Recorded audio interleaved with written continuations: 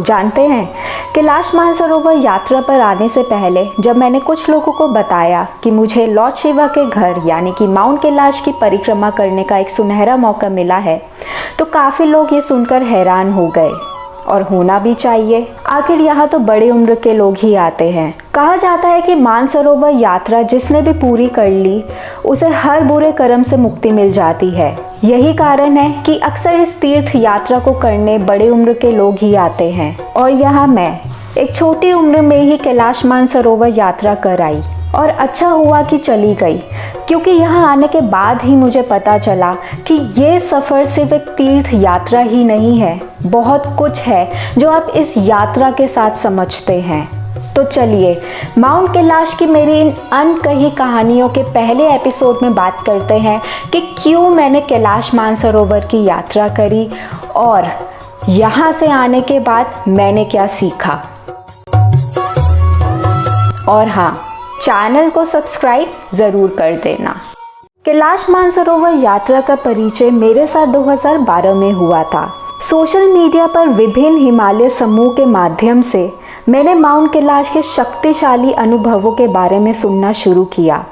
मैंने लोगों से कुछ ऐसी अजीब घटनाएं सुनी जो मुझे कैलाश पर्वत की तरफ बस आकर्षित ही करता गया।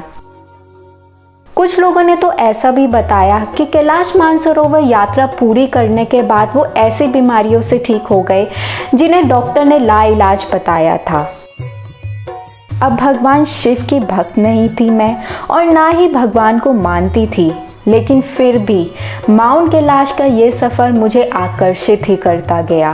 शायद ये यात्रा मुझे कुछ और समझाना चाहती थी, क्योंकि आज बहुत चीज़ों को लेके मेरा नज़रिया कुछ अलग है। ये आपकी मानसिक शक्ति को खोजने की यात्रा है। ये चौंकाने वाली बात है कि हम किसी भी जगह को जाने बिना लेबल या टैग करने में बहुत जल्दबाजी करते हैं। भगवान शिव के घर की यात्रा मुझे बहुत लोगों ने करने को मना करी थी, ये जाने बिना कि ये यात्रा आपके जीवन को वाकई ही बदल देती है। ये आपको अपने आप से रूबरू कराती है। कैलाश पर्वत की परिक्रमा करते हुए एक समय था जब बारिश और कम तापमान के कारण ऑक्सीजन लेवल बहुत कम हो गया था, जिसकी वजह से मुझे सांस लेने में तकलीफ हो रही थी। उस समय एक ऐसा पल आया जब मेरा शरीर पूरा ठंडा हो गया, मैं चल नहीं पा रही थी।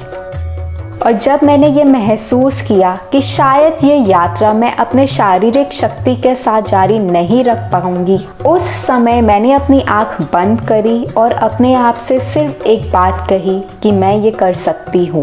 पता नहीं कैसे, पर अपने आप को सिर्फ ये कहते कहते मैंने अपना ट्रैक पूरा कर लिया। यहाँ मुझे पहली बार एहसास हुआ कि हमारा दिमाग कितना शक्तिशाली है। ये यात्रा शारीरिक सहनशीलता की परीक्षा लेता है। कैलाश यात्रा पर जाने से पहले मैंने एक दोस्त को बताया था कि पहली बार ऐसा हो रहा है कि मुझे कहीं जाने के लिए घबराहट महसूस हो रही है। पहली बार ऐसा महसूस हो रहा है कि क्या मैं माउंट कैलाश का ये सफ़र पूरा कर पाऊंगी। आखिर समय ही नहीं मिल रहा था मुझे। कैलाश मानसरोवर यात्रा जाने के लिए मैंने आखिरी समय ही तय किया था। माउंट कैलाश का ये सफ़र आसान नहीं है।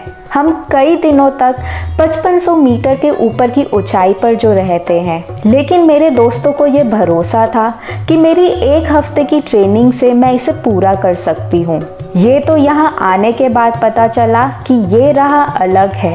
ये वास्तव में आपकी परीक्षा लेता है और कुछ नहीं तो कैलाश पर्वत की ये यात्रा आपको हमारे शरीर में सांस के महत्व का एहसास कराएगा।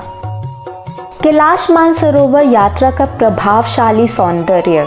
मुझे याद है कि कैलाश पर्वत की परिक्रमा का पहला दिन जब हमने यमदौर को पार करने के बाद देहरापुक के लिए अपना ट्रैक शुरू किया था, तो मुझे बताया गया था कि जिस रास्ते से हम गुजरने वाले हैं उसकी खूबसूरती ही अलग है। ऐसी खूबसूरती जो शायद कहीं देखी ही नहीं होगी। और सच ही कहा था उन्होंने, क्योंकि अपना ट्रैक करते करते मैं ये तय नहीं कर पा रही थी कि किस तरफ देखूं और किस तरफ छोड़ दूं। ऐसा है कैलाश पर्वत का इलाका। एकदम रफ, जो आपको हर मिनट हाँफने के लिए छोड़ देगा, लेकिन उतना ही सुंदर, जो आपको हर पल मंत्र मुग्ध कर देगा।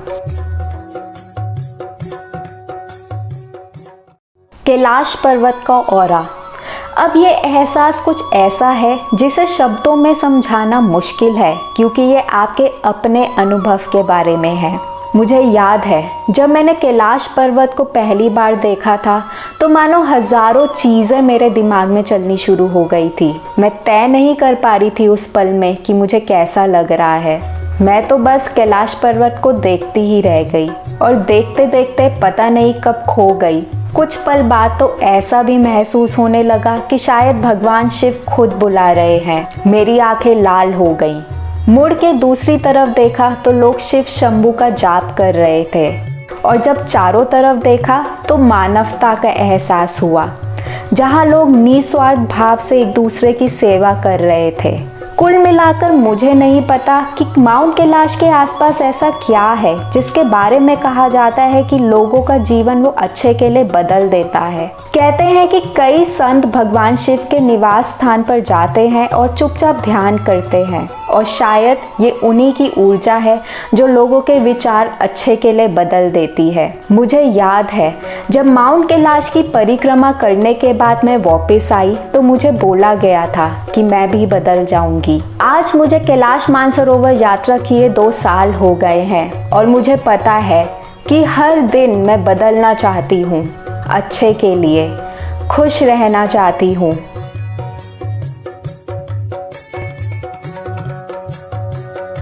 ईमानदारी से कहूँ तो बहुत अच्छा है कि माउंट कैलाश की ये यात्रा मैंने अपने जीवन में अभी ही कर ली, क्योंकि इस यात्रा ने तो मुझे बहुत कुछ समझाया है और बहुत कुछ अपने आप में बदलने के लिए मजबूर किया है।